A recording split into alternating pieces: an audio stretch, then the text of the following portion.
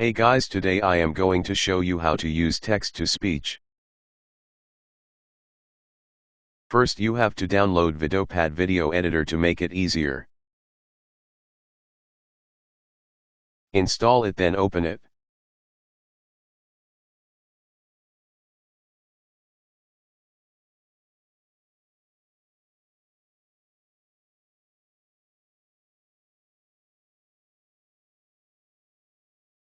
Select your video and drop it down.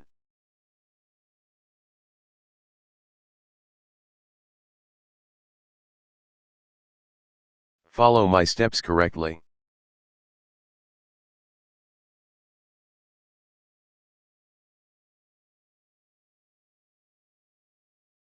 Go to audio and click on text-to-speech. You can customize the voice if you want.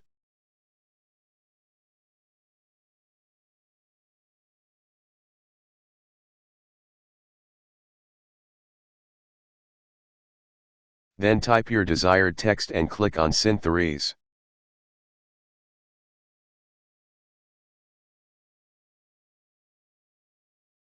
Thanks for watching and see you in the next one.